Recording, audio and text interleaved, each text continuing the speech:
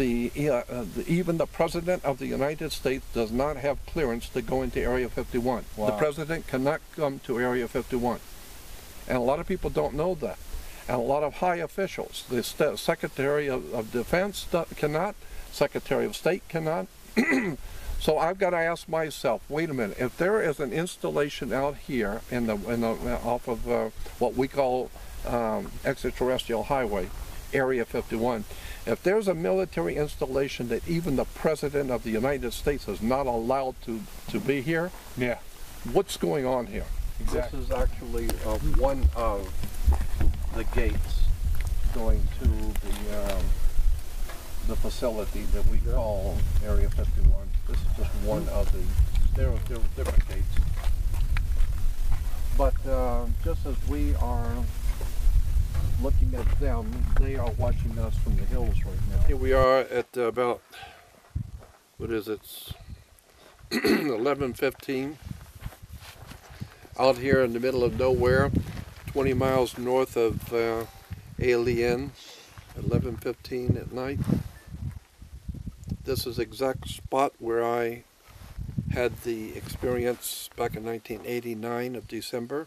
Like, do you feel like you're coming full circle revisiting this again, or is this like a... Yeah, because I've often felt that I have was some kind of an initiation into my destiny that night many years ago in 1989 when I had the experience here.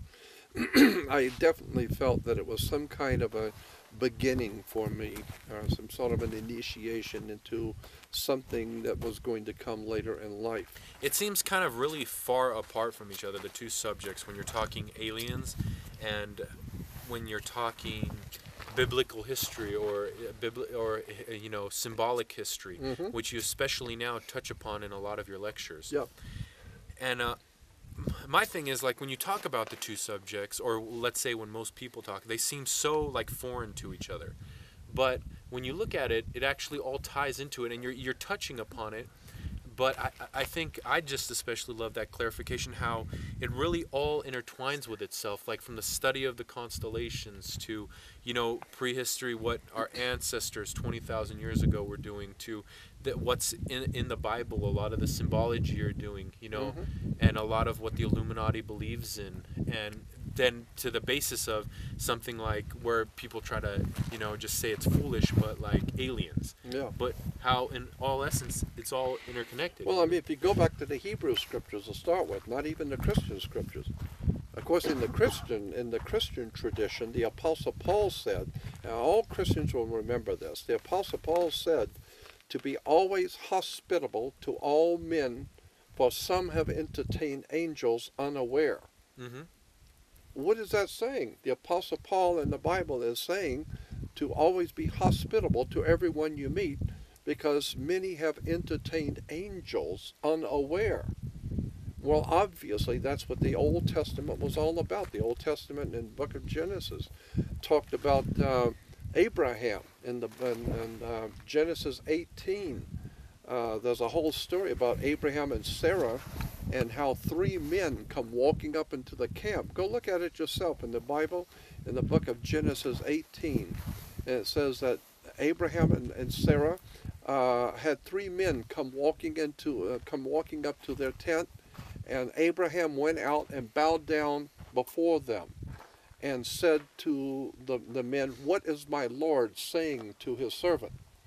Well, we know in Hebrew tradition that was something you would never do, is bow down to an angel. God said never to do that, to bow down to an angel. You only bow down to God, not an angel. Well, Abraham bowed down. That said, he laid on the ground and bowed down before the three men that come walking up, and said, "What is my Lord saying to his servant?" For lack of a better term, the aliens.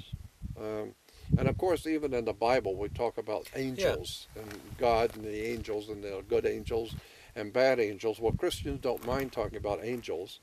Obviously, angels come from heaven. Well, I got to tell you something. If angels come from heaven, that means they're extraterrestrial. Exactly. You know, so just because I'm saying extraterrestrials I talk with, well, so did the Apostle Paul and so did the Apostle Peter. They talked to extraterrestrials because the Bible said they talk to angels, and angels don't come from here. They come from out there. The Christians will tell you that the demons are all here, and the demons are coming, and the Armageddon and all that. Well, there very well might be something to this idea that there are other life forms out there, bad angels, demons, whatever you want to call them, but they are coming, and they are going to invade our earth and do something with us. And therefore, the government is aware that they're coming and can't do anything about it, and therefore is preparing us with the TV propaganda, television, movies, Spielberg. Because I for sure have noticed that aliens have transformed from that gray, skinny-looking being to aliens are now me and you. They look like me and you. And now with the latest movies, Cowboys and Aliens. All of that. I mean, it used to be Cowboys and Indians. What are they telling you? Yeah. The concept, conflict, good or bad, but the concept was Cowboys and Indians implied the animosity between the Native Americans and the white man, the Cowboys and then the Indians, right? Well, now it's not Cowboys and Indians. Now it's humans and aliens, Cowboys and aliens. Exactly. So what Hollywood is telling you is, and Hollywood's been trying to tell you, Spielberg's been telling you with all of this E.T., and Close Encounters of the Third Kind, and God knows all the other, and his 19-hour miniseries called Taken. Yeah.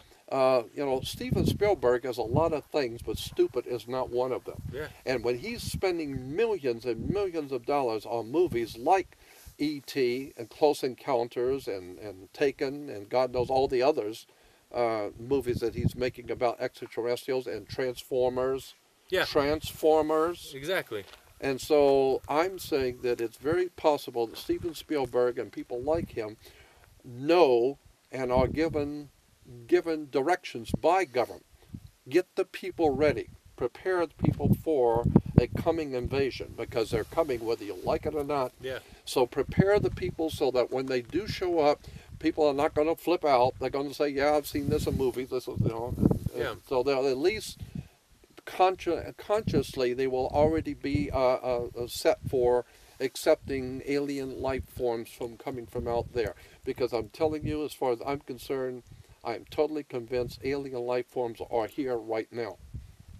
And things I have seen, things I have witnessed with my own eyes, I have seen things which tell me that they are here now. Well, I mean, why would you go through all that effort just to fly here and then not interact? Absolutely. And obviously, if they can come here, we can't go there. So if they can come here, we better make friends with them. Exactly. Because they're. And then when you hear so-called scientists, and believe me, that's a subject I get on. I abhor people who call themselves scientists. Because it's my book, as far as I'm concerned, 98% of the people on the face of the earth that call them scientists are nothing but religionists. They have a religion. Mm-hmm. They're not scientists. Yeah.